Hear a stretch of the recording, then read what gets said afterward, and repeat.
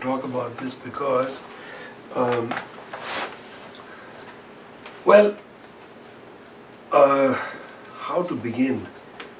It's the most strange thing to do is to have a project of writing the history of communism. I mean, in a way it's strange because you're writing the history of something that you understand to be something in history, but also that makes history and hopefully will be able to make history in the near future. In other words, that this is not merely the history of something that's past. So I'm going to talk a little bit about that problem, in a minute. But first I wanted to say why this issue is interesting. So in the press at Delhi, we are starting a annual series, called Communist Histories, which the first number will come out in December, and then hopefully subsequently we'll have communist history volumes every year. And in thinking about this project, we have a group of communist historians, and we are both communists who are historians and historians of communism. So we are both senses communist historians, and we were thinking about what does it mean to have a volume called Communist Histories. So I'm going to present some of the ideas that the group has been, banding about, I'll tell you the table of contents of the first volume so you can understand what the project is. So it'll open with a manifesto. These ideas will be in the manifesto, obviously. Can't start a project without a manifesto of some kind, or at least a statement of principles. Then the first section will be 4 essays which are all fairly good essays, very good essays, on the Comintern period and the relationship between particularly India and the Comintern, British India and the Comintern. So there'll be essays about from the 1920s about police surveillance, things like that. A lot of this material from the Comintern archives. There's also an essay on the left women's movement of the 50s attempting to create Asian, Pan-Asian network. This goes, and they define Asia to include North Africa. So it includes women from Egypt, all the way out to Southeast Asia and India, Syria, and they had a network, and it's a very interesting essay. It's a kind of the post-Comintern Women's Communist International, or at least Asian movement. So that'll be then we're going to have a set of archival materials from the Comintern papers in Moscow. One of our very old comrades, Subodh Roy, who died in 1991, made the journey to Moscow precisely because he understood what the scholar Sudipto Kaviraj had written, which is that Kaviraj had said in an essay called The Archaeology of Communism, he had written that the bourgeoisie likes to make a wreck of documents because the last thing it wants to leave for you are traces of its crimes. So the fear we had was that the Comintern archive would disappear. So better go now and Xerox as much as... So he spent several, a month Xeroxing an enormous trove of material, having largely to do with India, in German, in Russian, in English. And over the last 20 years we've been working on this material, and Leftward is going to produce a volume, selections from the Comintern archive. But in this communist history we'll have some selections as well. So that's the first part. Then there will be an essay on the idea of identity, and particularly here on the tribal movements of the 1940s. It's a superb essay written by one of our group about the Wadli uprising in Western India, which was a left-wing uprising of tribals in the 1940s. And linked to that is a large extract from Dashrath Deb, who was a communist leader from Tripura, who led an uprising in the 40s against the king of Tripura. And his memoir is super, it's never been translated from Bengali, but we'll bring out a section, translate a section for this. And then finally there will be a couple of essays written by EMS Nambudripad, again a veteran leader of the Indian left, on caste. And so that will be the first volume. And every book will be like that, a combination of scholarly articles, you know, ephemera from various archives, letters, you know, republishing old documents. I'm going to come to why this is important, etc. So that's the context. Well, why do you propose to have a volume? So I have some points in the manifesto that I'll share with you. Okay. Years ago, I read an essay by Jeff Ely. I don't know if you know his work. He's in Michigan. There was a period in American Soviet studies, or Russian studies, where there was a debate how to write about Soviet communism and the Soviet Union, because the anti-communist writings of people like veterans like Adam Ulam and others was kind of dull. I mean, it wasn't revealing enough about what was happening behind the Iron Curtain. It was cliched. And a new generation was coming, which I'll talk about in a second. But Jeff, in that context, wrote a great piece in the Russian Review, where he said the problem is writing a communist history with the communism left out. And how do you keep the communism in? So keep that phrase in mind. The first problem is that in writing about something like communism, the politics of the past are very important. Yesterday I was talking briefly in the Q&A about Italy. In 91, the Soviet Union disappears and a debate breaks out inside Italy about the status of the Italian Communist Party's authoritarianism. So in the early 90s, there was a huge problem in Italy because both the Socialist Party and the Christian Democrats, Central Democrats, had been wrapped in corruption scandals. And it appeared amazingly that the Communist Party, which had been refounded as the PDS, Party for Democratic Socialism, might actually win the elections in the 90s. And Berlusconi, who was not yet a phenomenon, gave a series of speeches denouncing the PDS as being authoritarian in its roots. Now it's very interesting because Berlusconi, in order to win, had to make an alliance. He had just created Forza Italy, which was, this kind of right-wing thing. But to consolidate the right, he needed the neo-fascists. The neo-fascists had programmatically, practically everything an authoritarian past. They committed to authoritarianism. But to take the sting out of their past, Berlusconi brilliantly had to make the communist movement authoritarian. Because then it's like, they are authoritarian, so my allies so authoritarianism is no more an issue. Now the issue is, they don't have a forward-thinking thing, we have. And unfortunately, the foolish man who was leading the PCI also attacked Togliatti, the past, saying we were authoritarian, we've learnt our lessons, now we are good. And in doing that, he validated, he opened the door to Berlusconi. And they said, look, they are also saying they are authoritarian. And it was the end of the PDS.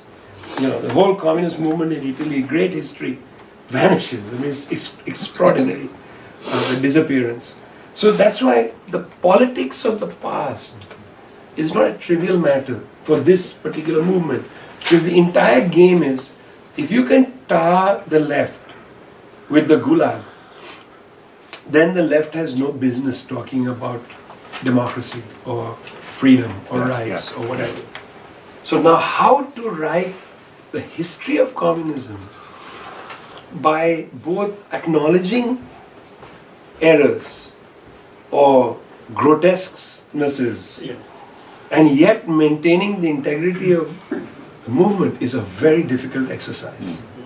And it's a penalty that the communists will pay much higher than any other movement.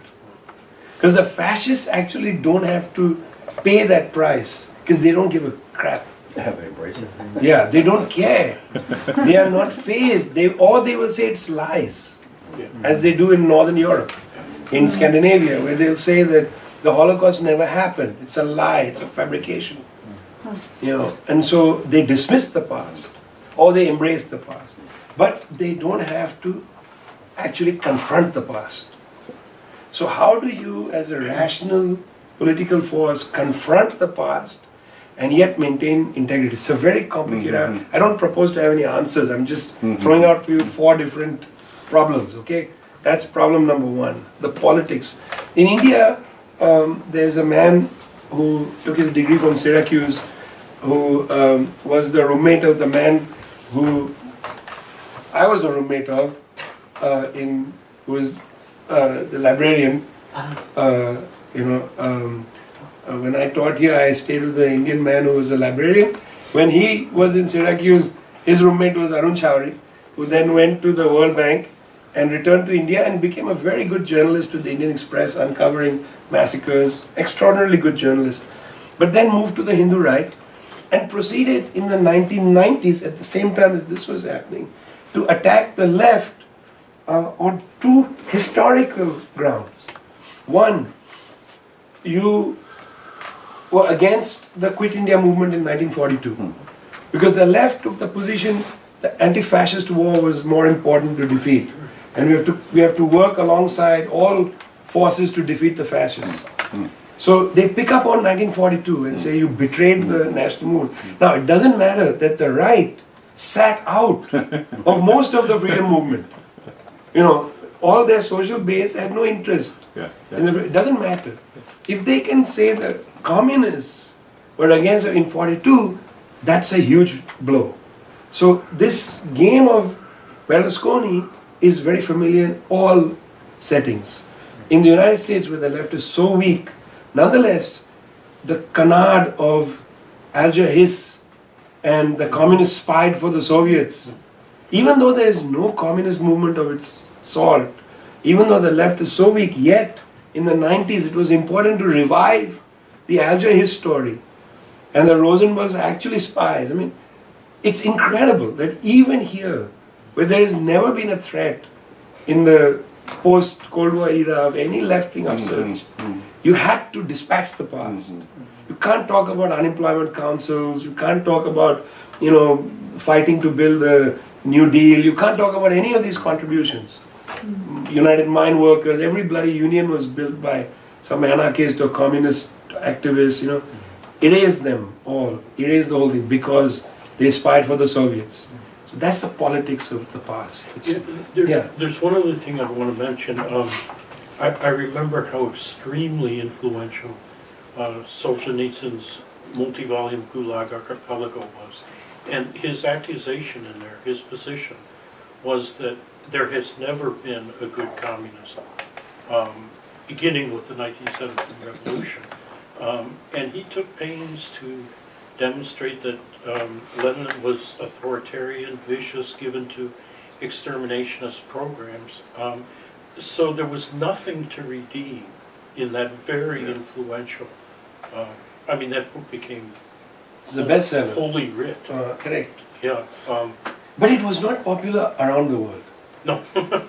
So, here. So that in Italy, for instance, in the early 90s, the left was actually hegemonic. One of the things is Togliatti did help cement the constitution, post-war constitution.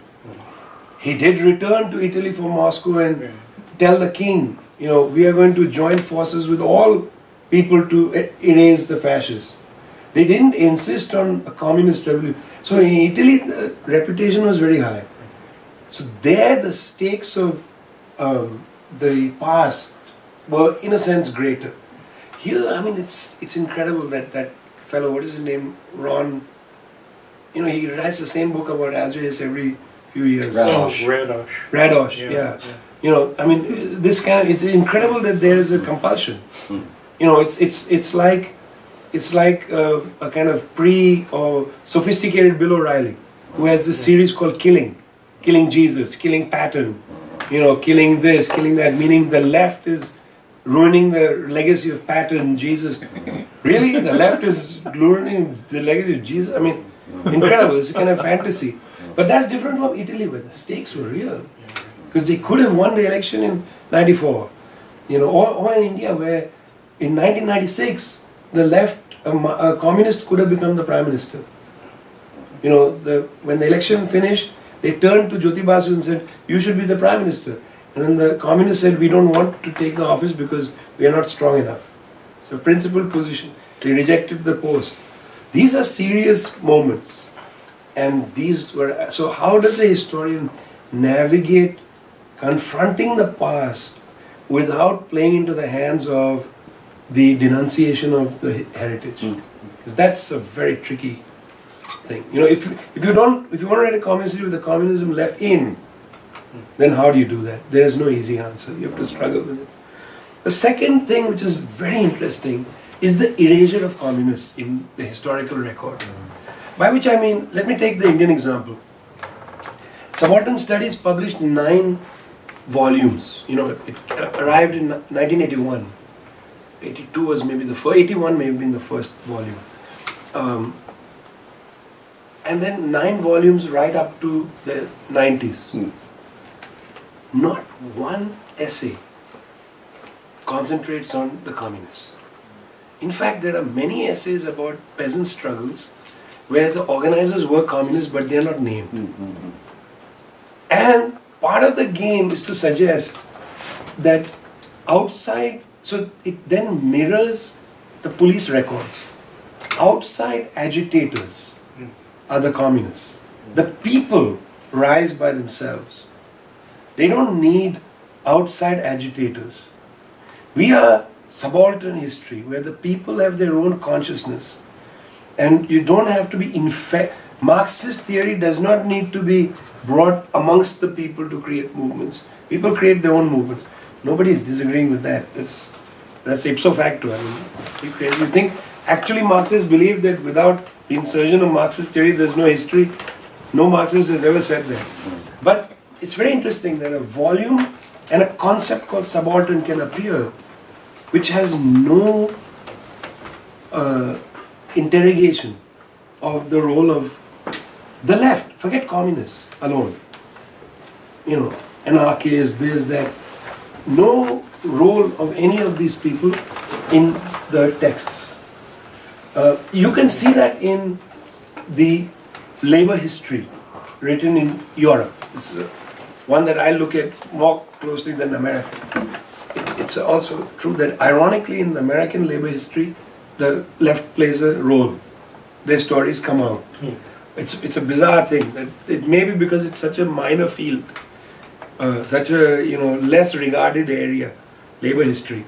Whereas in European labor history, it's still a commanding. I mean, talk about the position of these social history conferences, the European Social Science Conference.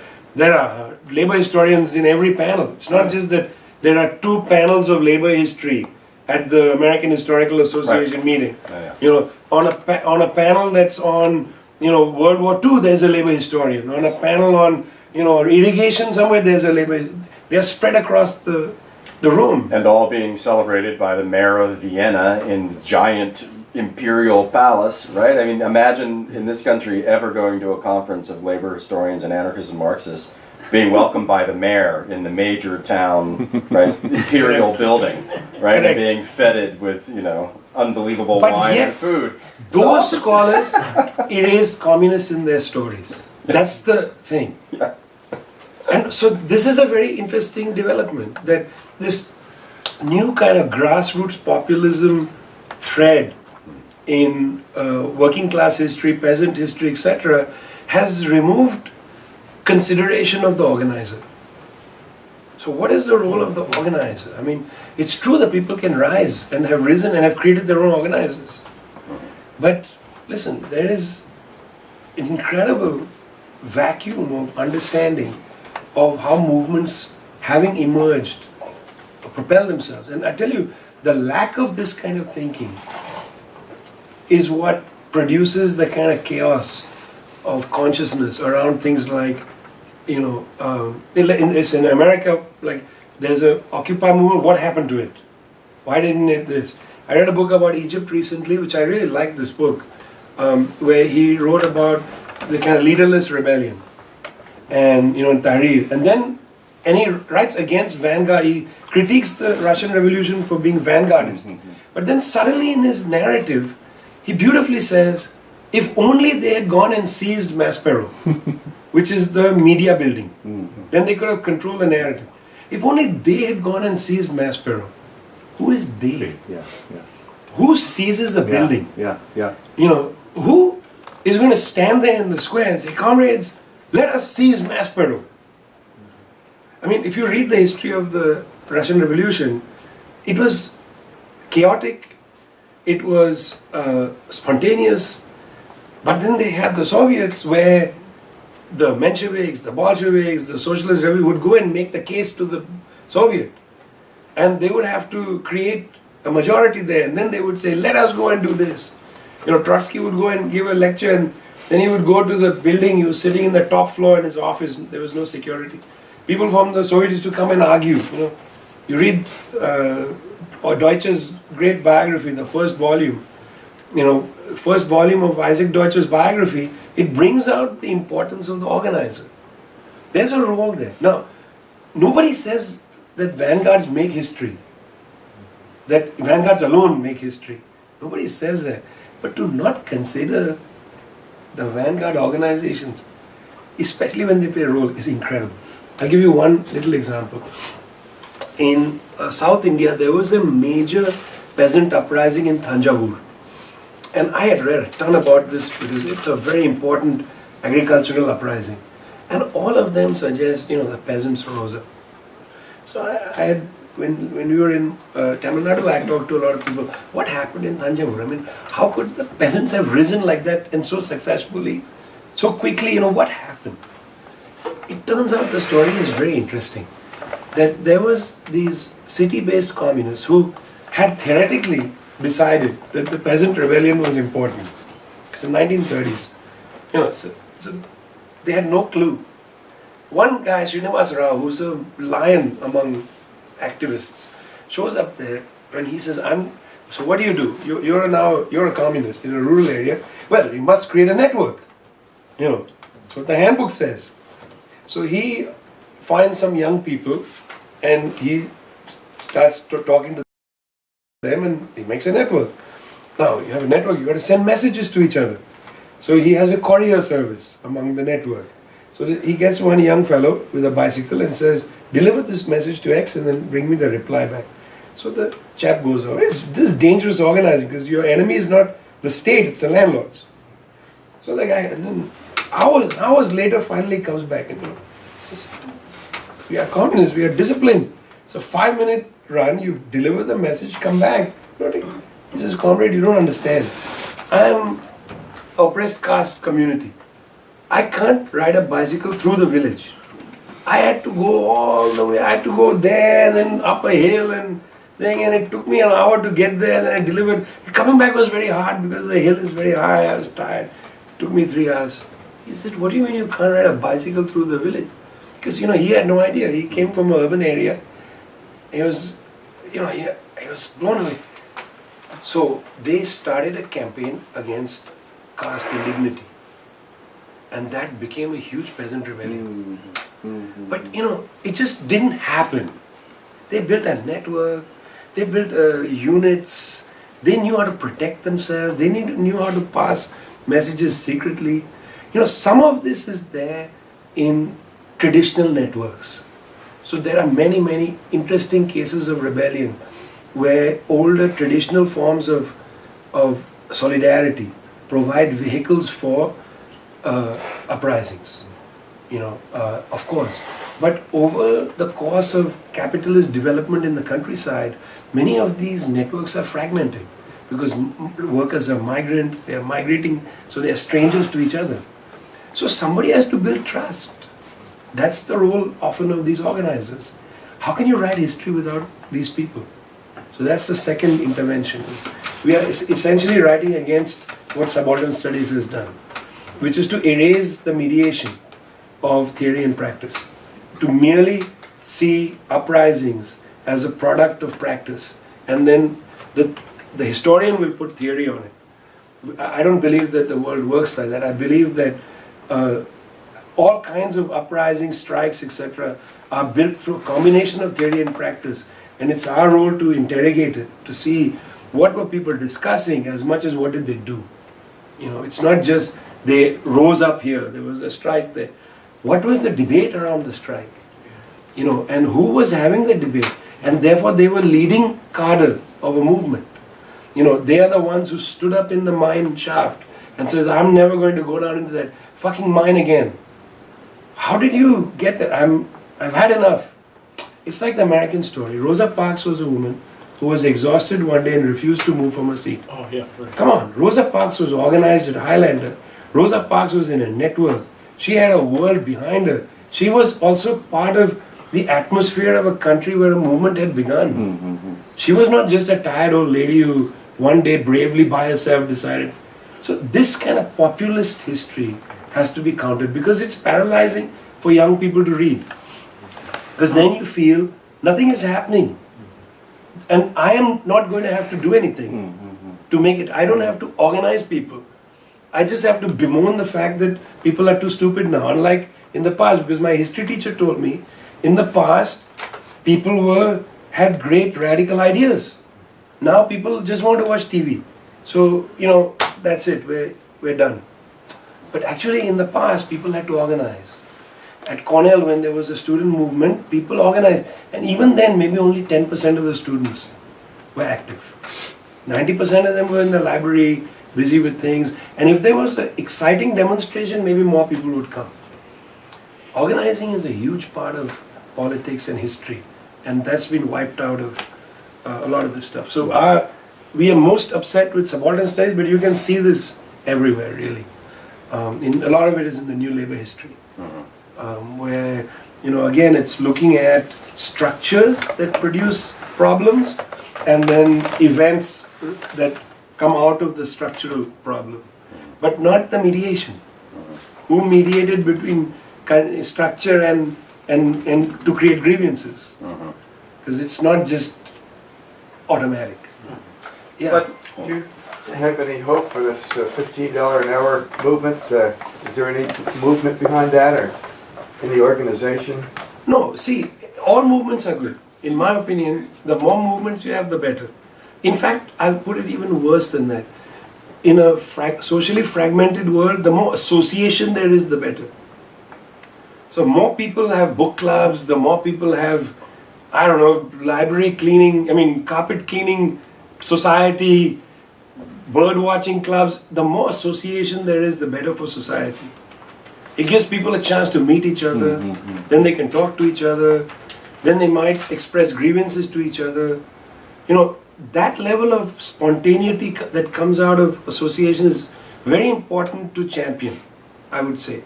So whether I'm agreement of the politics of something even is not relevant. I don't have the same allergy to the Tea Party as some of my people that are there. I'm happy that people are out on the street declaring their opinions. I don't agree with their opinions, but you declare your opinion.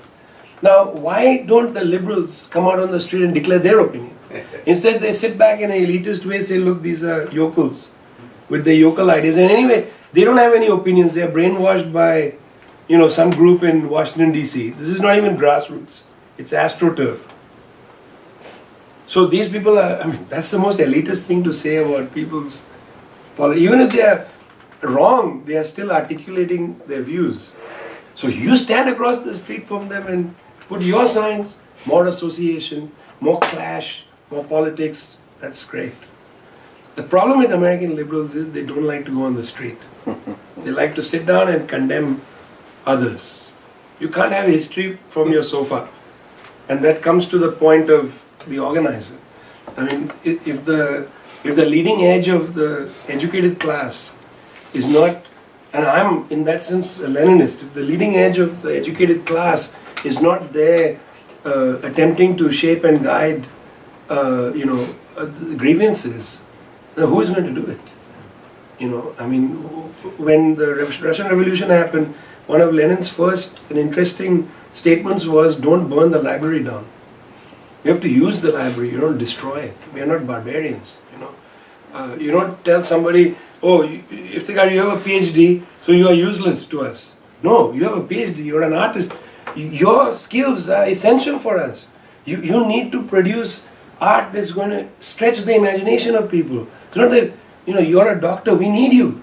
I would like to see American doctors not say, I'm not going to be a doctor, but to create a group called Doctors for Universal Healthcare. Lawyers create doctors for, no death penalty. I mean, lawyers for no death penalty. That's what I'm talking, the more association, but how do you have to have organizers. And I don't necessarily mean professional organizers, because these parties that we are looking at didn't always have professional, so-called whole-time workers. Mm-hmm. These were committed revolutionaries who had jobs. And so association is important, but how to track it historically is important. And the archive is helpful. Third point is the archive. Could I just say that but this is not specific to the history of communism, right? I mean, it's one thing, but this is the myth about anarchism, right? Which is that it doesn't, but it's precisely the same, right? That organizers are crucial, and some of them are educated and from the university, but many of them aren't, right? The sort of Universidad de Chanco, right? School of Hard Knocks. But then they will read. Yes, but they of course, will, yes, that's it, absolutely. Yeah, that's what I mean. And they're and I mean the thing about not to sort of generalize, but I mean if you think about some of the sort of, the traditional anarchist movements, I mean these are literate workers, right? They're typesetters and printers and shoemakers and furniture makers, dock workers, right? And so they're literate and they're in the ports where all this stuff is moving, and so there's a kind of, I mean the history of organizing there is precisely, right? It's that mediation between theory and practice. But so it's not, it's not specific to. No, not at all. Right. It hits communism. The language of hard. vanguardism is what sort of complicates it, right, across these divides. And it could be the histories of even any populist movement. I mean, let's take if you write a book on the history of Peronism. Right. And you forget that people had to go out there and mediate the great man to the masses. Yeah. The great man was not unmediated. Even fascist movements. Yes. Right. You need the local thugs. Yeah. I mean, where is the interesting histories of German fascism that tell you how the movement was able to actually command mass, loyalty? Mm-hmm. I haven't seen those books. I remember I heard this comment from Detlef Peukert, who was one of the greatest German historians, died extraordinarily young, who wrote a book called, what the hell is a book called? Inside Nazi Germany, something. It was a book about resistance to the Nazi Germans. And it was about the Edelweiss movements, the communists, the sabotage movements. It's a great book because suddenly Germany under Nazi rule was not a place of like bad Nazis, meek Germans. It was a place of ferment, of all kinds of opinions, of arguments, and in the margins, the mediating thugs. The brown shirts, this. I mean, think about this. You're a student of history here. Have you read a book about who the brown shirts are? I haven't. Wouldn't that be interesting? Like, we'll study fascist movements, for instance. Who is the regular fascist organizer? Wow. Yeah. I mean, Christopher Browning's work, Ordinary Men. But he's talking about, if I remember correctly, camp guards. Correct. And the people who were actually carrying out the death mandate, and not organizers. He's talking about a period after. Correct, when it's already hegemonic. Yeah. I'm talking about 1926, 7, when Weimar is still at its point, and the National Socialist movement is growing, and the Nazis are strong, and these young, some of them, former trade unionists and such, who are like, going to secret meetings and banging their fists around and, starting to wear insignia and deciding to put on a brown shirt. I mean, that's the story. Like, the Reichstag doesn't just burn down. Who burned the Reichstag? Who went and did the Kristallnacht? Who were the guys on the street smashing windows? I mean, we just stopped looking at that. And, on the one side, it's like the peasantry, which then becomes inert. Because you study them as rising or falling. It's like, but where is the East? They don't just rise and fall, and rise and defeat. I mean, there's got to be the story of the East. So that's what we want to inject. But you're right, it's of course not specific to this. It's across the... So then the question comes, is the documents. And this is interesting because you would think that there is no material. But there is a lot. Now, the problem is Material for what? to tell the story of this yeast. I see. Okay. Okay. These documents exist. But there are some problems. Problem number one is the emergence of the Comintern Archive. I mean, there has been no internationalist body, working class internationalist body that I've ever known that was as bureaucratically meticulous as the Comintern in maintaining records. I mean, they saved. There was a book written about Chicago, I think, a few years ago, called Red Chicago, in the 1928-35 period, during the class against class period. It's a very good book, entirely based on the Comintern Archive. And I've forgotten the name of the author. It's a really good read. But you see, I mean, and this author, man, woman, forgotten, I think it's a woman. She, never mind though, it doesn't, but she found in the Comintern Archive enormous amount of local material. So some local level branch secretary would write a report in south of Hyde Park, we have had 6 meetings, and the Comintern would file these detailed reports. So that period of 28 to 35, there's a huge amount of material, class against class. From 35 onwards, when it was Popular Front, the materials in the Comintern Archive declined. One is Comintern is beginning to lose steam. So one problem with that archive is it's so detailed, and yet it's only for such a short period of time that it gives you a misleading idea that, for instance, between 28 and 35, there was a huge amount of activity. After 35, it drops off because the archive drops off. You have to be very careful about these archives. Second thing is that archive is misleading because it's based in Moscow. The assumption is that Moscow has a huge role to play in Chicago or in Delhi or in X or in Y. But that's because it's in Moscow. You know, not because it's because they had a role. They had a role, but the size of the role is incommensurate if you just use the Moscow archive. It's like people who write the history of India using the British archive in England. If you just use that archive, it looks like the British had a huge role in India. When I did my dissertation, I never went to London. I only used Indian local archives. The story was entirely about an Indian story. I was not obsessed with colonialism. A lot of my peers in the 80s and 90s, their whole book was about the British. I didn't give a shit about the British. I knew they were bad. I knew they structured everything. That was there, but I wasn't going to quote one British inspector talking about India after another. I was interested in what were the Indians saying. You have to look for different archives.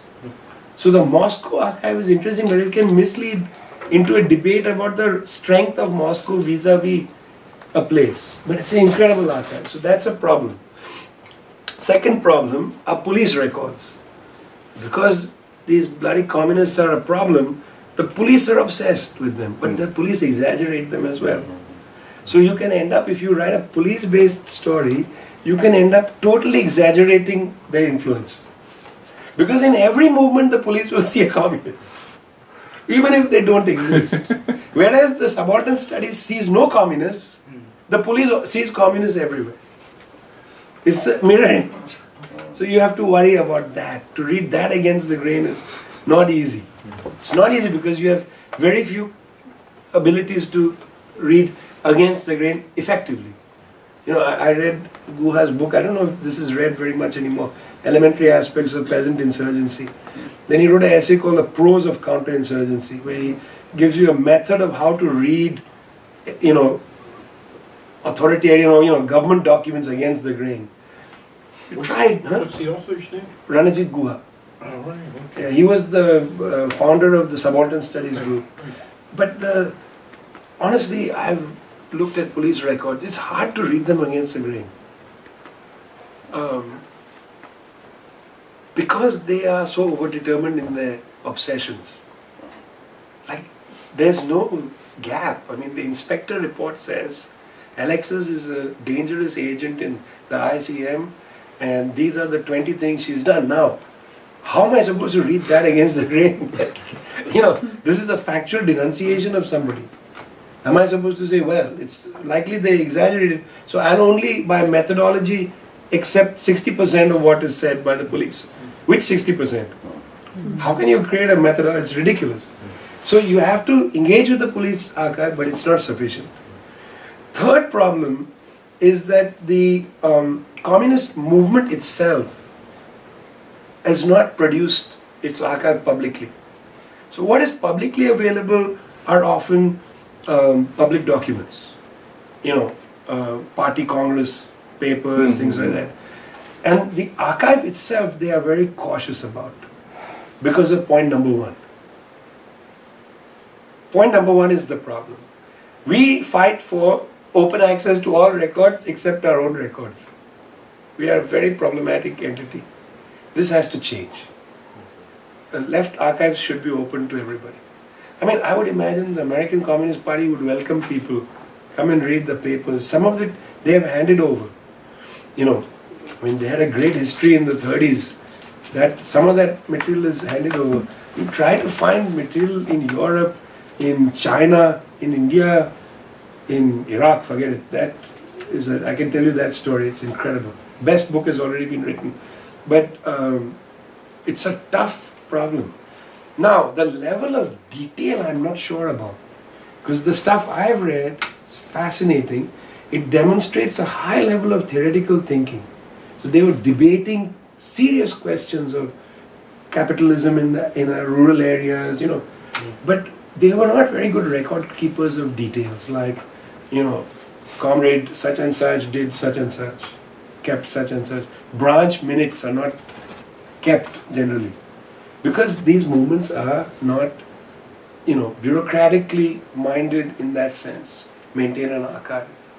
They're very poorly organized in that sense. People are working so hard, the last thing they're going to do, and plus they keep getting arrested. So their material gets seized by the police or destroyed.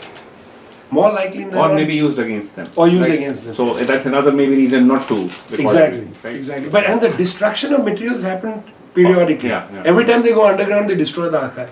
So now what happens? So the third is hard to do. Fourth documentary problem is communists are resistant to writing memoirs or biographies. Very rarely does a communist leader, because firstly they never retire, but in the final stages of their life, and so that, for instance, Hyder Khan, the great communist of maritime South Asia, and then one of the founders of the South Indian Communist Party, and then one of the leaders of the Pakistani Communist Party, Dada Amir Hyder Khan, he wrote a memoir, which is unbelievable. Okay. But most of them don't write memoirs because they work till they die and they don't like to talk about themselves. It's a big problem. Why don't they like to talk? Because when I've interviewed them, they'll always talk history or theory. So, comrade, how did you get involved in the communist movement? In 1932, there was a peasant struggle in the next thing, and then they start talking like a history textbook. There were 75 peasants shot, and da-da-da-da. Now, 20 years later, that village had a commemoration and they built a statue. I asked you, how did you get involved in the thing? Well, Gandhi played a role in the thing. I mean, it's incredible. The reticence to talk about the emotional histories of individuals is incredible. And that probably after many decades becomes not just a reluctance, but an inability. I mean, you have to learn how to speak about yourself. And so I wonder about it on that level. You keep pressing in a place that isn't in that experience. See? So maybe there are different questions to ask in oral history. There are not direct questions, but about other things. Yeah, it's tough to figure out what they would be. And historians of the left in general, some of it is partly for point number 2, which is the erasure of the communist, but linked to that is that we are also embarrassed about writing biographies of individuals. left-wing people don't write biographies that much. Biography is a genre of the right, generally. I mean, how many left historians, very few people sit down and say, I'm going to become a biographer. Even the great biographies, let's say, of African-American left figures, the only person who enjoyed it was Martin Duberman. As a left-wing, as a man of the left, he was the only one who enjoyed writing biographies, and he picked Robison, Zinn, right? Those are the two, I think, two big ones. But generally, even like Langston Hughes is written by a man of liberalism. Anand Ramprasad is not a man of the left. He's a liberal, and he's written a multiple volume biography of one of the great left-wing poets. It's not a left-wing writer who writes biography. So that means, who the hell else is going to write a sympathetic biography or an interesting biography of a person on the left? And it's not for want of models, because Isaac Deutscher, who's perhaps the greatest left-wing stylist in the English language coming out of the communist tradition, wrote incredible biography of Trotsky. 3-volume incredible biography of Trotsky. He was going to write a biography of Lenin. He wrote a third-rate biography of Stalin. But, today there is a new biography coming by Kopkin. Steve Kopkin, the great Russian historian at Princeton, who has written, volume 1 is published on Stalin. It's a terrific read. He is not a man of the left. He wrote a book called Magnetic Mountain, which is, I think, one of the best books on Soviet industrialization. Okay. It's really good. What you were saying yesterday, Yeah. a really, really fine book on industrialization. So he is the one, so-called revising, writing on Stalin. So biographies are just not in the domain of, There was a series edited by Martin Woolsey for IB Tauris called Communist Lives. This was a maybe 15-year-old project. But I looked at their biographies. This is who they picked. Togliatti, Tito, Dimitrov. These are small books. Nobody from the regions of the world I'm interested in. There's no biography of the greatest Syrian communist who led that party for 50 years to its grave. I mean, he was great in his incredible magneticness, but had catastrophic. There's no biographies in India. Very few biographies in China, apart from Mao. So Mao becomes this colossus when actually there were a group of them. I mean, Zhou Enlai, you'd think, wow. The only biography of Tudor in English is written by Agnes Smedley, and it's a great book. It's about her travels with Tudor, the great general, and it's literally them walking and him telling her stories. It's a beautiful book, but I mean, they just don't exist. And this reticence of the left-wing scholar to take a life seriously, I think, is interesting. I'll just give you a thing. If you go to a bookstore, although the Cornell bookstore has committed suicide, but if you go to a bookstore and look at the biography section, it's really telling. It's celebrities and people of the right appraising important mainstream figures, and maybe feminists of the right. So recovering a woman, but from a right perspective, like that thing about the men of the revolution, and then a book will come out, the women of the revolution. Often they are in that same circle, elite circle. Or there'll be a book on Eleanor Roosevelt. Occasionally there'll be an interesting but highly academic biography. So it's an intellectual biography, like there's one on Claudia Jones, who is the great Caribbean communist, published by Duke. It's a very academic biography, and it's a good book. But it's an intellectual history more than a biography. That person teaches here, by the way. Oh, okay. It's a good book, very good book. What's her name? Carol Bush Davies. It was from Duke University Press. Is that the one left of Marx? Left of Marx, yeah, correct, because she's buried to the left of Marx. So in Highgate, her grave is there. It's a good book. The other biography is, of course, C.L.R. James. And that's because Paul Buell took it upon himself, really, as a mission almost to recover. And, I think it's outsize, in a way. It's interesting which thinkers become immortal, and they become immortal through biographers. And so, I mean, I think James is great, but is James greater than, let's say, Chou En-lai? Yeah.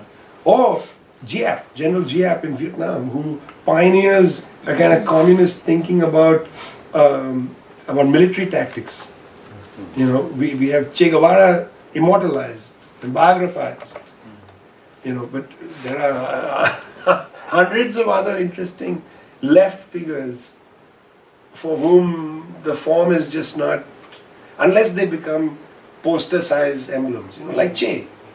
I mean, how many biographies of Che, including from John Lee Anderson? What the hell? Yeah. John Lee Anderson. This is the classic thing, right? I mean, and this is what you always tell your students. I mean, when you write about, I mean, generally, right, the left writes in sociological terms, the peasantry, the proletariat, right? It's interested in the collective subject, right? And the classic sort of history of biography is bourgeois, right? Both as its form and as its subject matter. But we need to take it. No, that's right. Yeah. No, I totally agree, right? Yeah. I mean, the book I just finished is 5 biographies of, right, about the anarchist, and so Yeah. that's, you know, but it's it's trying to sort of mediate or work through that. Because those how extremes, can the sociological category exist without it right, being without- embodied? Yeah, no, that's of course. You know, Yeah, that's the absolutely. beauty of of our illusion. Yeah. You know, we would like to talk in abstractions, Right. but we want to engage people. Yes. Right. And this is actually the other point, which is the most engaging way to inspire somebody is to talk about somebody else's life. Mhm. Because they didn't start off as Che Guevara. Right. They started off as some bourgeois kid Right. in Buenos Aires And medical who school. basically Yeah. wanted to ride a motorcycle Yeah. and was a hunk. And, you know, people looked at him and said, I mean, I just think you're like God. And, you know, and that was his self-image. And then he rides a bike and he shows up in Peru and he's a leper colony and he's like, what the shit is this? I mean, what is up with these people? And that blows his mind. I mean, I find his motorcycle diaries more interesting than anything he wrote after that. Yeah. Yeah. Because it's about a young man discovering suddenly, just because I look like Adonis doesn't mean the world is good. Right. Which is things I think some young person can read and go, wow, you know, Yeah. this is interesting. I can engage with that. Well, and you can read the motorcycle diaries, and you know, except for the last little chapter, which is tacked on after the fact, right? That was put there way after. There's you would, if you took the cover off and gave it to someone to read, they wouldn't know it was Che Guevara. Correct. For sure. It's a Right. young man. It's yeah. So it's full of experience and trying to come to terms with the experience, but there's no aggressively, blatantly political language, right? I mean, it's really It's very unusual yeah, book. yeah. That's a You know, great it's book. very unusual because if you think how many communists wrote in the register of, I was a confused young person, Right. and then That's I had a set of experiences which brought me here. Yeah. It's always, I generally knew that I was already a good, moral, upstanding left-wing person. And then all that had to happen was I had to greet the organizer who embraced me, and then I was a pupae ready. Not this, you know, this dog, you know, with froth coming out of my mouth, which is adolescence, you know. Yeah, yeah. And then discovery, and then the experience has inoculated me against rabies. Yeah. And I calmed down Yeah. and realized I can walk in a straight line. I mean, Yeah. This is George Jackson's memoir. memoir. I mean, he certainly doesn't present himself as, you know, in the gestational form of communism when he was an adolescent. Because how can you be? Well, he couldn't. Nobody can be. As an adolescent, Depends on you're who your parents are. Not I even. mean, I've met people who were from about that height. Did you meet them at that height? No. That's what I mean. Okay. I mean, you know, I've grown up with a ton of people who come from their red diaper to they're not red diaper, they're red bums. I mean, they are, and yet, you know, you're an adolescent. You reject your parents' ideology. You hate that they are busy all the time. You despise the fact that they love the revolution more than you. You know, these are complicated emotions. This is Vivian Gornick and her memoir of hating. You know, this is Joe Slovo and what's her name? Their daughter, Joe Slovo and what's her name? Ruth First's daughter, Jillian Slovo, where she basically writes plays, and you know, she's a very accomplished writer, saying my parents cared more for their revolution than me. My mother was killed for it in Mozambique. I mean, you know, Ruth First wrote a beautiful prison diary called 119 Days, where she was imprisoned by the South Africans. Their daughter was living in exile in England, hates the thing. So it's the struggle to come there that you want people to encounter, even in a book called The History of the Indian Communist Movement. That has to capture at the same time the way in which somebody crosses the meridian. Because you are joining a movement that is fated to fail at the same time as it is presumed to succeed. It's an incredible feeling. This is not like joining the Republican Party. You're fated to have defeat. Even though you may believe inevitably you'll win, you don't know when the horizon of inevitability is. It's in 6 generations. You're going to waste your life building that terrain for 100 years later. It's incredible that somebody would do that.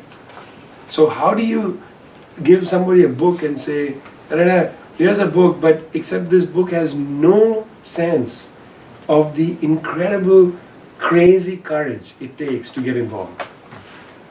That has to be there. And we don't have the documents to prove it. That's what I'm saying. Our documentary record is limited. So maybe your suggestion is a good one, is to do different kinds of oral histories. Don't ask the direct question like we always do. Comrade, how did you join the movement? Yeah. Maybe, comrade, how many siblings do you have? What are they doing? What are they up to? For instance, yeah. Laila Khalid, who was the great communist from Palestine and, you know, hijacked planes and such, her 2 sons are non-political, which is an incredible thing because their mom is Laila Khalid. They are not political. And she's proud of that. She raised children. If you believe in human autonomy, you believe in human autonomy for your kids. You know, it's incredible. So that's why I take that thing about who your parents are. It can go anywhere. And even I mean, you know, Ron Radosh is a perfect example, right? I mean, he's like the Irving Kristol, right? Who didn't die. I mean, right? Starts off as a member of the CP, and then sort of morphs into the New Left, and then morphs into whatever he is now. Correct. Yeah. Now it's sort of just repetitive. Yeah. Is what he is. Yeah, but it's just a kind of... The final kind of documentary, maybe not documentary, epistemological thing is probably the most productive thing that happened to writing about communism took place ironically in the 80s. The irony is that it was about Soviet communism. And there the Australian historian based in Chicago, Sheila Fitzpatrick, played an incredibly outsized role. Because what Sheila did was she brought social history to the study of communism. So it sounds, and also the people writing about this in the 80s, they were making lower claims than actually I'm going to make for them. Their lower claims were they were saying things like ordinary historical methodologies need to be brought to the study of communism, which is extraordinary, you know. Firstly, I don't think 6 historians in a room in 1985 could have agreed what ordinary historical methodologies are. You know, I don't know about your experience today, but I mean, when I was in grad school, we never really learned methodology. We read theory and we read books about the history area that we were interested in, but nobody really taught me, for instance, and I'm going to be trivial now, how do you actually make sense of an archive? How do you, if you call up documents, 80% of them will not be useful to you. How do you keep your morale up? How do you look for an archive? Why should you use state archives and not private archives? How do you go up to family members and say, do you have papers? You know, this is what I understand as methodology. Not the highfalutin, you know, questions of objectivity and, you know, etc. You know, the other thing that I never learned was narrative style. How do you write the story? Where do you prepare yourself to be part of the tale? You know, I think these are big questions. What Sheila Fitzpatrick did in the 80s was something like that, because she said, I want to do an anthropology of communism. I want to write how people experienced it. You know, so she wrote a book called Everyday Stalinism, which is, I think, one of the best books on communism that you can read, because it's about going shopping. It's about paying a bill, you know, it's about life in the time. It's kind of French social history without the pretension, you know. So there's a lot of interesting details about like literally everyday life. There's an Italian, Beto Toletti, who was doing similar thing, Marco Beto Toletti, similar things with Italian, everyday life of communism. You know, and I tell you, in Italy it's great because you can study, it's in Naples. And what were the communist neighborhoods like? Because there were neighborhoods of partisans. And, you know, how did they interact? What was childcare like? This movement comes back to the US. Paul Mishler wrote a book about the red schools for kids. You know, these where communists sent their kids for summer camp. Summer camp, yeah. And, you know, it's a terrific little book. It would be great to teach in an education class, you know, because it's about the idea of fresh air and the idea of uniforms, and, you know, it's that kind of level. That has to be a part of any communist history. It's never merely the theory, the program, the this, the that, nor is it merely the struggles. Because in between the theory and the struggle is the life. And so when we break down ideas of theory and practice, we forget that theory and practice are mediated through going to lunch and drinking coffee and bumming cigarettes, and, you know, these are very important aspects of reproducing movements and also reproducing movements rooted in the world. So one of the things I do in my book is I talk at some length, it's kind of like a philosophical history about the problem of being a communist is that you're both future looking and you have to root yourself in your community, which means a problem. So I guess it's so I'll give an example. So for instance, we are a communist household, and in our household, you know, we share tasks differently, whatever. We welcome our neighbors, we have, you know, insignia of communism around, and, you know, okay. Now, I cannot alienate my neighbors.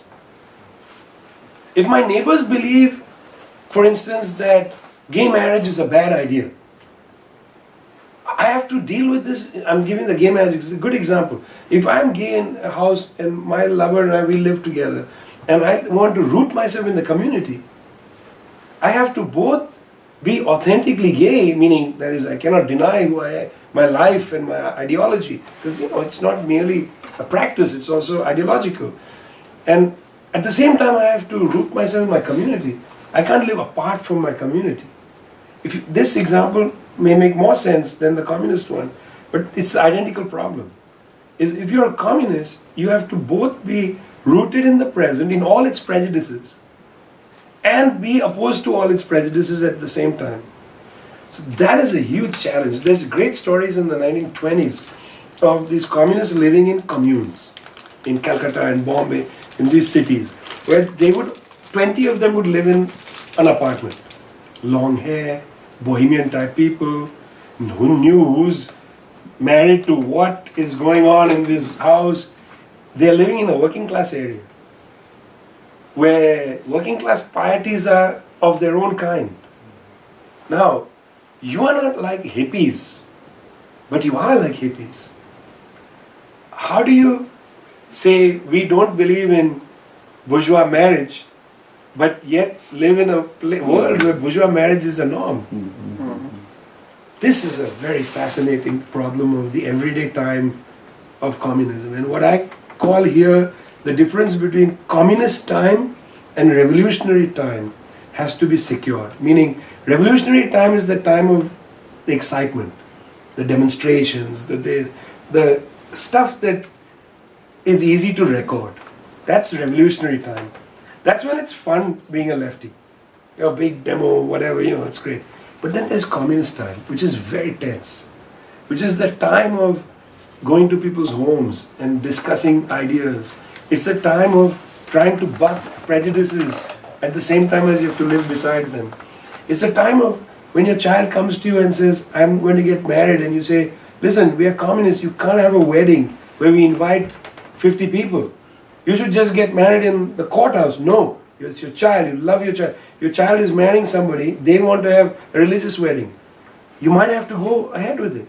Communist time is that time of contradiction. It's a time that one lives through. It's not revolutionary time. If you suddenly say to your new in-laws, we don't believe in religion, we will refuse to allow thing, then you're a jerk. You're not a communist.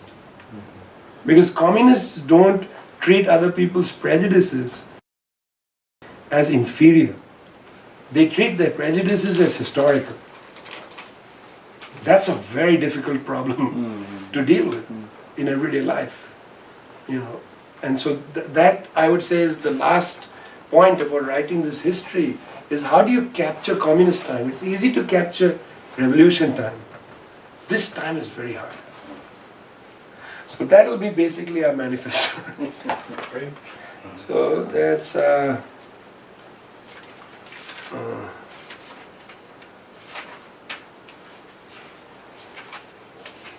I mostly enjoyed writing that section, this time section, because I understand and live this problem. No, Anya Lumba was here a couple of years ago, and she was talking about something like what you, this last point, about actually women in the Indian communist. Yeah. No, I heard it. And the kind of the everyday, challenges and bringing children up and attending to household as well as being committed to. So. Do you know her work? Yes, of course. And by the way, her mother, Pramila Lamba, was a very important CPI, communist women's activist.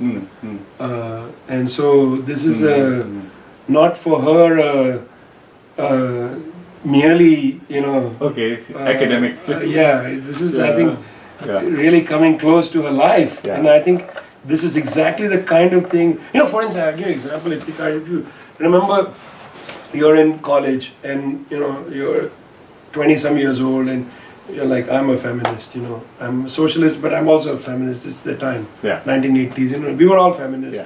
And so we read, I remember reading Mary Daly and going to hear a lecture, and there were only 2 men there, and she told the men to get out. And I stood up and I got out, left the room completely in solidarity with her. I never felt like anything, and I was like, she's right, I shouldn't be in this room. So that's what we were like, right? And we would talk with our friends, saying, we will never be like the previous generation. In our households, housework is 50-50. All my friends would say, all of them. 20-some years later, I visit my friends, because of course my household is, visit my friends, and it's like, she goes, gets a coffee, it's like, what happened to all this 50-50? Culture is a very, very dangerous thing to change. And the danger is the assumption that, we are going to change. Youth is a great illusion. We will just change culture voluntaristically. Culture is a beast. You chip at it, it's like a granite rock. Culture biology is a granite rock. Somebody has to carry a child for 9 months. That is biological. It's a pain in the ass. It's beautiful. It's tough. It's all those contradictions. It cannot be shared. It can be ameliorated, but it cannot be shared. These are realities that are there for us to confront. So, for a movement that's pledged to liberation, you're fighting against culture in both a genuine way and illusionary. Because you make all kinds of pronouncements. We are against caste hierarchy. Okay, how many Dalits are there in your leadership? Oh, well, we are working on it. We will work on it. Yeah. It'll happen. So, these are real contradictions. You can't just say, okay, who among you are Dalits? We are going to put you in the leadership. Yeah. Culture is a very tough beast. Yeah. So I like that work that she's doing. I think it's important also to get out, if not the anthropology of communism, get out the problem. But I think it's also important for people who are not communists, don't have that history and have been suspicious of it all along. It humanizes the, that's a very important, I think, That's an interesting role. point. Okay. Because otherwise you'll just think about communists as these crazy lunatics who are, who are bent on overthrowing society. Correct. Right? And if you don't have that, I mean, for young people today growing up, who haven't seen that, I think. Right. This is very correct. And in a sense, it also becomes, therefore, alien. It becomes alien. Yeah. And when you say it humanizes, because to humanize, of course, isn't to make perfection, it's to show the flaws. It's to show the flaws and to show the sense of process and the sense of being immersed in history and society and working through that. And loving society. Yeah. I mean, I don't have a moral position against people's prejudices. Yeah. I understand where they come from. Yeah. I may not agree with them, but people don't repel me. I don't feel repelled by people. I feel repelled by ideologies. And I think that's what I love that great Marx line about religion. Religion is the heart in the heartless world, it's the soul in soulless conditions, it's the opium of the people. Marx never says that religion is garbage. I mean, that line is great, it's the soul of soulless conditions. People's prejudices are sometimes what they hold on to. You can't just say we ban this idea. Why do you need to hold that idea?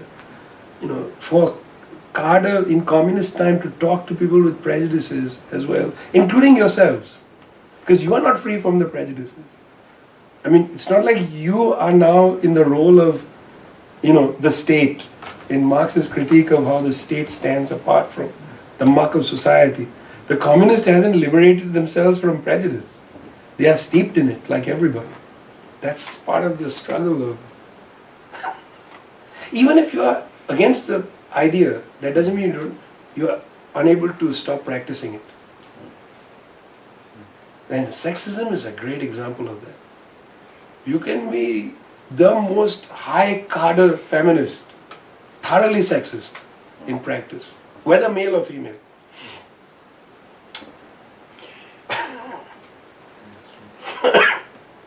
All right, so we've got the manifesto in summary, but one thing I'm wondering about is whether you collectively, you plural, understand this as a print project exclusively. Yeah. No movies. No movies. No, I mean, that's a resource question. And I don't mean we don't have the resources. I mean that the way... So, I belong to a universe. And there are units that make films, and there are units that run book publishing, and this is where I am. Okay. And in time, if the people who work on films are interested, they may go and videotape. The CPIM is having its party congress in Vizag right now, and the social media team is going up to people and saying, tell us your story. And so a woman today was taped, she's from Punjab, her name is Usha Rani, was the leader of the daycare workers union in Punjab. And she told a really nice story about who she is. Short, 8-minute clip, social media. The other day, a woman from Bengal, Midnapur district, who joined the movement as a young kid in class 9, told her story, and it was very interesting. And so this is what we want to do more of, Right. and we are calling this project "This is the CPIM." The CPIM is not that manifesto. There's that. What it is the people, and like I can disagree with the leadership, but I never disagree with the membership. Because these are people who are brave and have taken risks in doing and get killed. So they are doing that. Now, if they will make a documentary in future, that's up to them. Yeah. We have very tentacular. The tentacles don't always touch. Well, The right wing used to use that metaphor all the time. so does Al Qaeda. But our tentacles brain is not always connecting the brain. So you can be doing this and this. And actually, I think that that's better in a way. That why should everything be so centralized that unless the center says this tentacle touch that, it won't happen. Because the center says you all do your things. Now I could write today to the people who make documents, say, listen, we're doing this, why don't you make a thing? Maybe they say, great. I just don't want to do it because I don't have the energy to then help that. We want to produce the best volume that will maybe help others in different parts of the world think about their own left experiences and produce books. So actually we want to become a hub of communist history writing for the world. That's our ambition. Fantastic. But we are unable to articulate the ambition like that because it may not succeed. But you just said it. No, of course it's ambition. I mean, we're not calling it Indian communist histories. The volume will be called communist histories. And if like say Kamran's book is coming out, I was happy to hear that. Maybe in the second Edition or next something, December, yeah. he can put a paper. We can have a paper from Sri Lanka. Then it becomes. Maybe South we can look Asian at South communism, Asia, South Asia. Yeah. and then maybe Asia. Yeah. Ink spilling rather than caging the world. So, I'm Yeah. gonna ask you. I was talking to a friend after your lecture yesterday about the need to have a meet for the future, which also is very related to writing about the past but looking to the future. And so I tried to explain to him that after the fall of the Soviet Union, like there's even more of an increasing. And he asked me, well, what about China? And my first reaction was like, well, China is really capitalist right now, because of all these different forces or so. But I think there's still a lot of questions that I have on his question of like, how do you deal with the issue of like, so the Soviet Union failed, but now China is still is advancing economically and so on, is transforming. So especially now with what you're sharing about like writing something about communism more at the global level, how do you deal with that issue of like China's transformation, and how would you explain it or frame it? I mean, I am not the kind of Marxist that says China has restored capitalism and therefore it's like this. So this country is, we are not like, Marxists should not operate like the Vatican. I excommunicate you. I excommunicate you. I excommunicate you. You get a certificate from me of being authentically left-wing. I mean, this is not the good approach, I think. They claim to be a communist country. Their party continues to claim to be inspired by Marxism.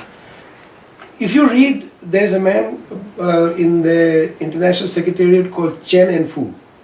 And I can send you his essay. It's an essay called, I've forgotten the number, but something like 9 strands of thought in China today. It's got some kind of anodyne title like that. And what's fascinating about Chen's essay, Chen and Fu's essay, is that he actually lists these schools and names names. So one school of thought is neoliberal. And he says, this is the leading neoliberal thinkers in China. And this is what they mean by neoliberal. Jeffersonian school, American liberal. These are the people, and they are Jeffersonian. They want to create multi-party democracy. This is the people. These are the orthodox Marxists, and this is their view of things. This is how they talk about Shenzhen and the transformations. And these are, Maoists. They are generally nostalgic, and this is the people. And it's amazing. He names other party leaders and members. This is not like just academics. He's a senior party leader who's naming schools of thought. It's incredible that in China he would have open discussion about that there are different schools of thought. We're not all following, Mao Zedong thought. We have different schools of thought. So these are all party people? Yeah. Head of the party school here, central committee member there. There are different kinds of people in different leaders of different schools. And then finally his 7th or 9th or whatever the last one, he calls creative Marxism, in which he, of course it's creative, so it's him. I mean, why would you be the orthodox? Like I consider myself also part of Chen and Fu's creative Marxism school. But anyway, he says, I am the creative Marxist. And what's interesting is that when I read this, I asked people, there is a debate inside that party about the pathway. So they believe, even the people who are between the orthodox Marxists and the neoliberals, there is one agreement which reflects among communists around the world. There is so-called Chinese road thinking, which is that, this is there also in a British Marxist called Bill Warren, who wrote a book in the 70s called, something Capitalism, Imperialism, some book, where Warren argued that Marxism is not, or communism is not socialism of poverty. You have to build the productive forces and then socialize them. So there are a considerable section of the Chinese presidium that believes that what they are doing is increasing the productive forces towards socialism. Now the problem is you can argue with them and say, comrade, in going this route, you are destroying socialist values and so penalizing socialism, because people believe socialism now is, some people drive fancy cars and other people are working like dogs in factories. And you can also say to them that your path is increasing inequality, not leading to socialism. That's a debate. So they continue to believe the goal is socialism. So I'm not one to say, no, they are merely capitalists. They actually believe that this is a road to socialism. You have to argue with them on that terrain. I'm not keen on that whole crowd of people, as I said earlier, who say, this is the thing, this is the thing. I mean, North Korea is definitely no longer self-proclaimed even Marxist. Or, they have their own religion. They believe in some kind of Confucian self-reliance. They have even abandoned Marxism publicly. But nonetheless, China is a different beast. How am I to say directly that we have a different road to socialism?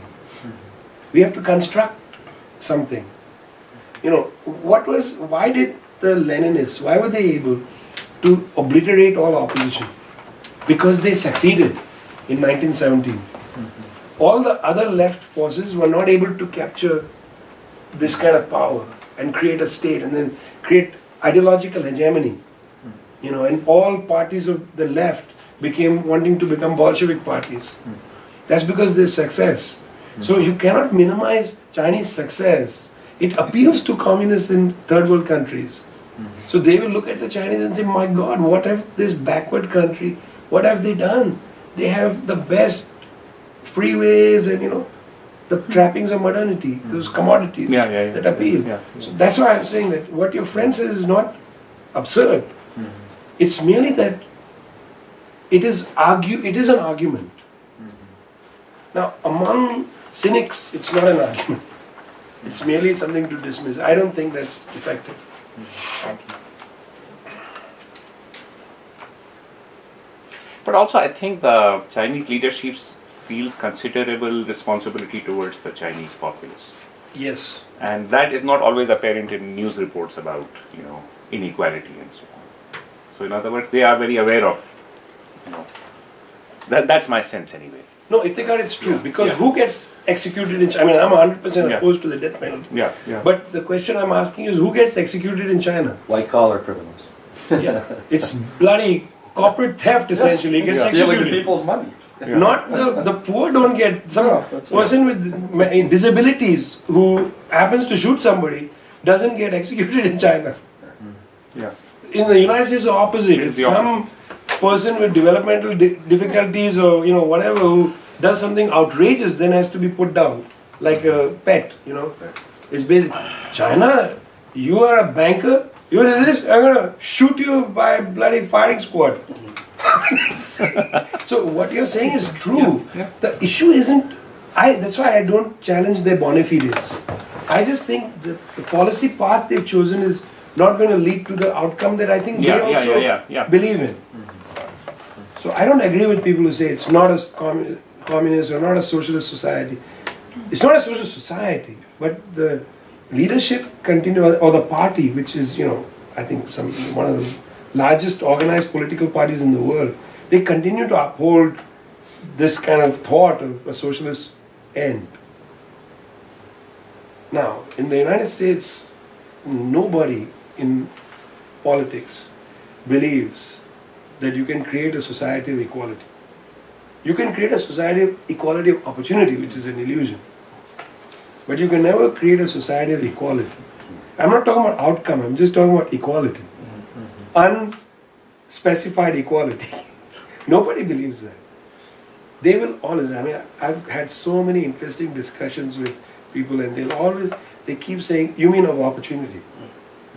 And I say, I don't mean that's the myth. That's the myth that is increasingly holding the world in thrall. And I say, I don't mean opportunity. And the correlative is, if you find yourself in a disadvantaged position, it's your fault. It's your fault. Right?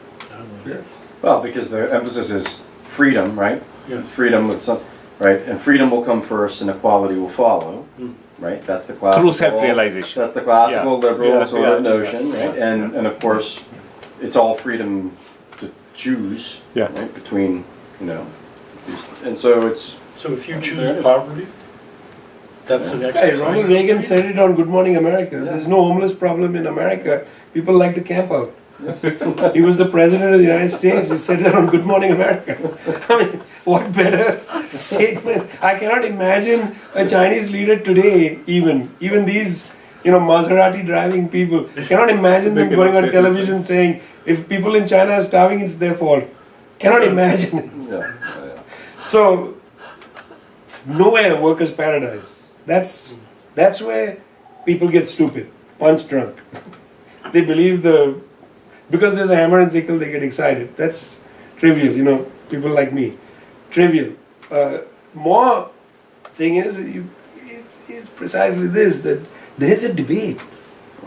I don't have the answers. If I was to debate one of the Chinese, leaders who believes in this China road, I don't think I would be able to fully, it's not like I have the correct view and they have the wrong view. We would have to have a serious and complicated discussion.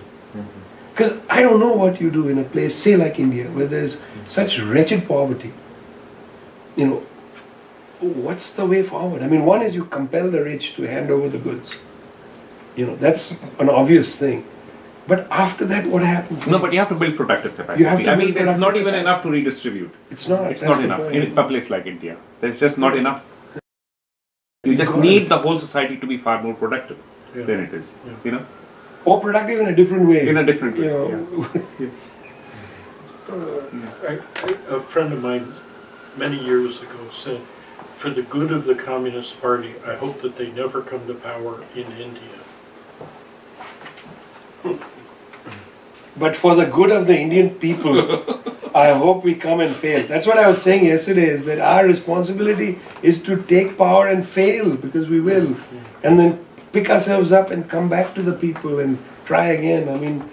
The responsibility of governance. I hate that John Holloway stuff, this guy... Crack capitalism. No, the earlier book, the one that take power, change the world without taking power. I hate that view of the world. Oh, you have to say this. We've got 10 minutes left. Oh, I find it disingenuous. Well, can you detail that Animosity? Yes, it's not animosity, it's a theoretical disagreement. I just use the word hate because Well, strong theoretical disagreement. It's so what is the sophisticated version of the argument? Because there are times when it can be a slogan without content.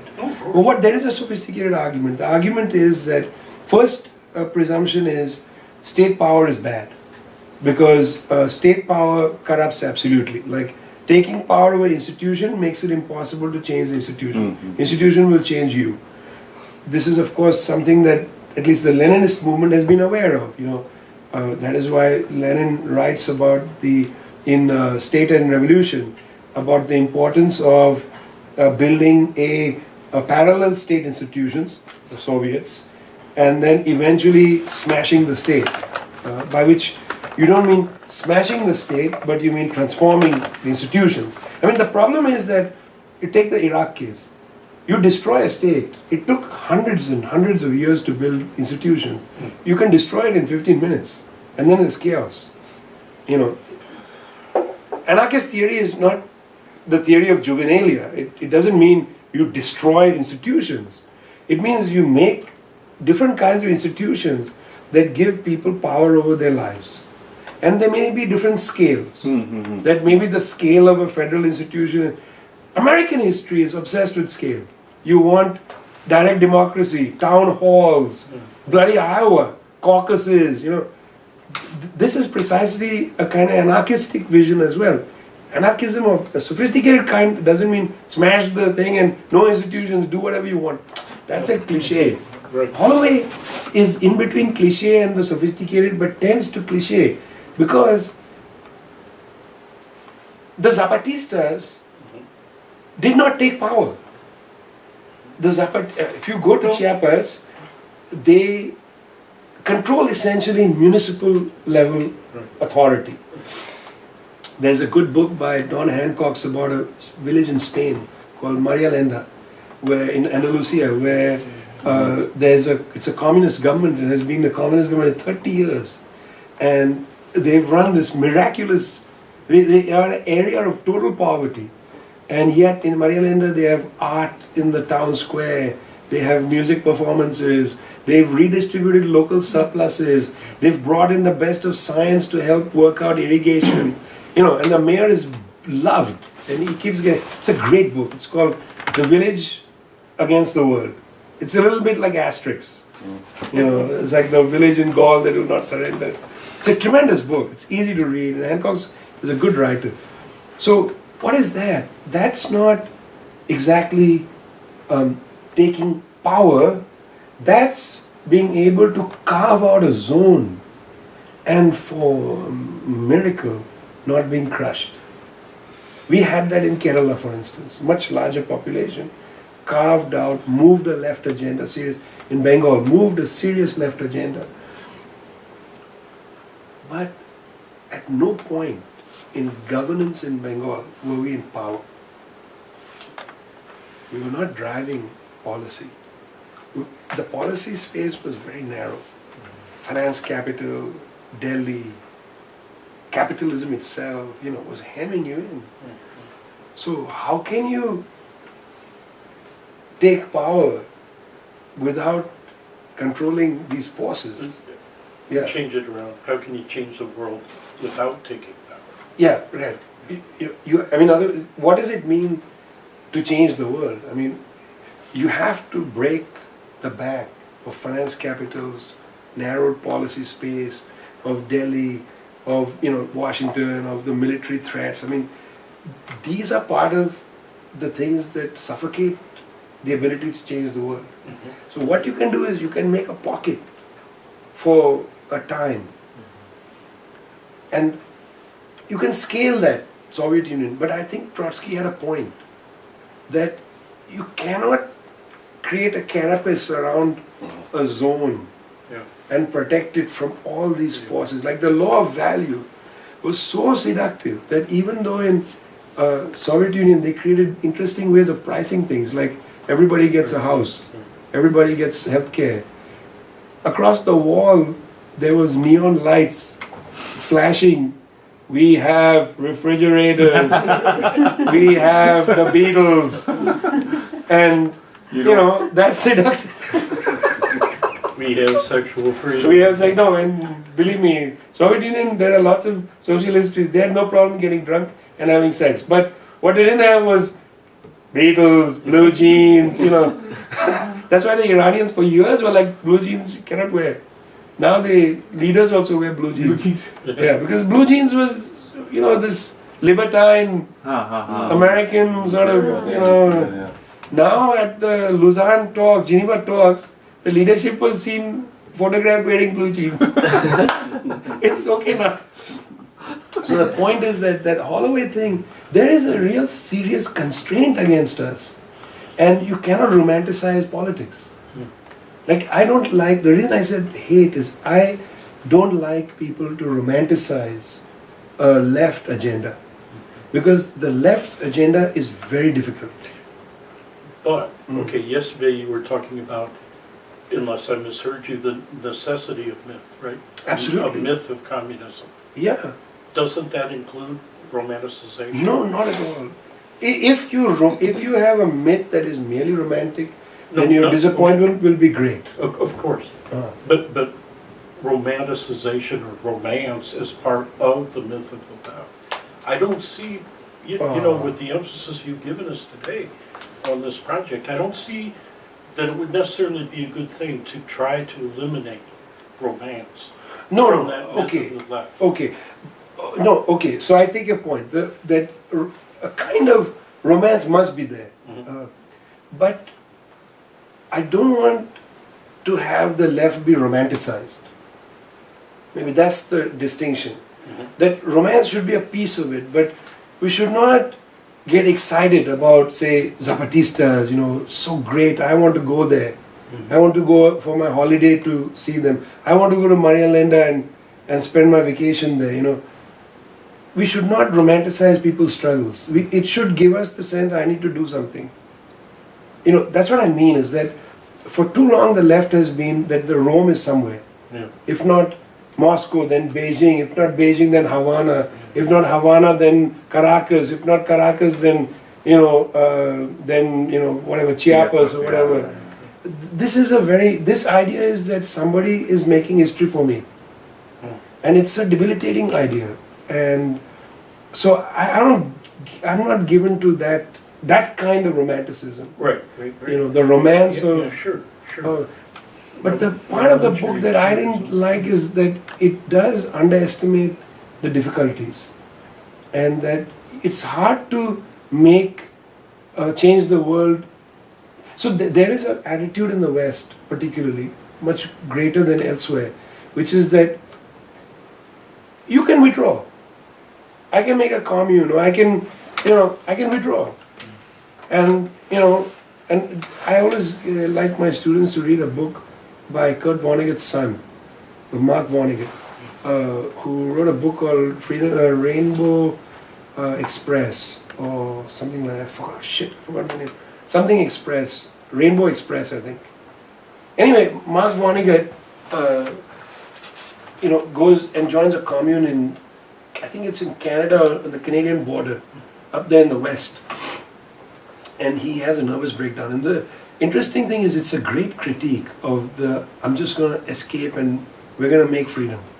Because all those prejudices are there. I don't want to clean the toilet. We are running out of money, I'll call my dad and he'll send me money. And I don't know how to work a chainsaw. Yeah. So I got to hire some person who I don't respect, who looks at me funny because I smell like dope all day, to come and cut this. It's a great book because it suddenly reveals to you that, wait a minute, pals, you 6 kids from Oberlin College, you can't just escape from the world and make utopia. Utopia actually is a very complicated and difficult thing. Well, of course, in not many, but a core of that counterculture movement is now the ultra Silicon Valley billionaire capitalist libertarian. Bare feet. Peter Thiel, Yeah. right? All these guys, right? I mean, it's like the cyberculture, counterculture connection is actually quite intimate. Correct. Precisely. And This you reason can they continue walk. to want to drop out and Right. escape. right? I mean, that's the Yeah. And it's escape from responsibility. Yeah. Actually, interesting. If you can look at it in a cruel way, it's not an escape to make utopia. It's escape from your morals. I mean, your ethics. Yes. Because they may have had good ethics. We don't like the hierarchies in the world. But if you don't like it, then are you not responsible to do something Yes, about it? right, yeah. No, fuck it. I'm going to make my Burning Man. Burning Man. Yeah. Exactly. So this tendency of withdrawal or autonomous, community. They are Grateful Dead. Yeah, I I said they are Grateful Dead. it's a great name of a band because it captures That's it. everything. It captures it exactly. Yeah. Right. Yeah. We are Trust dead fund. from society, Yes. Trust and we are fund grateful withdrawal. for it. Yeah. It's the best name of the band for that. But so these are the kind of reasons. I don't like to teach that book very much because it's immediately appealing to students, and I think I'm scared of a book that's so easy to say I'm a leftist now, because you know what? Screw it all. We don't have to go to a protest against the cops on Ferguson. We're just going to behave differently.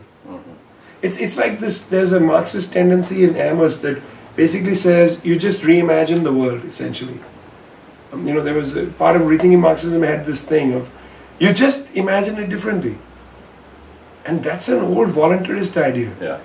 You just can't imagine it differently. It's overwhelming, and it's there in Capital. In the second part, you are compelled to go find a job. But the one thing I will say though, I think the better, Holloway's interesting. I mean, because he's writing in Mexico, and he's writing in the era of not just the Zapatistas, but Apo in Oaxaca. He's writing in the era in which the Communist Party of Mexico is completely Finished. Yeah, it's a disaster. I mean, it has been a long time. I think a better example of what you're trying to kind of get at is the debates between Raul Zebecki, an Argentine autonomist, and the what's his name now? It escapes me. Garcia Linera. Oh yeah, Right, Vice President of Bolivia. The Vice President of Bolivia, right? Who's I mean, that's the debate between the two of them, and the sort of arguments, the theoretical arguments between the two of them are much more akin to, I think, what you're pushing at here. A better example than Holloway. I mean, Because Zebecki, by the way, is rooted in struggles. yes, no. And he's an incredible. He's in the midst of organizing, and what his work is about is exactly right. So that's why I'm saying a better example than Holloway, because Zebecki is. Right, he's suspicious of communism and the vanguard, and this is the argument with Garcia Linera in many ways. But no one could accuse him of romanticizing anything. Correct. Right? I mean, so it's Holloway's a slightly easy target. No, exactly. That's why. But he's also, he himself is writing in a particular context, and the more recent book has been, I think, a little bit. I like Garcia Linera for the simple reason that there is so transparent a vanguardist idea. I mean, his Quechua name is something like "He Who Inspires."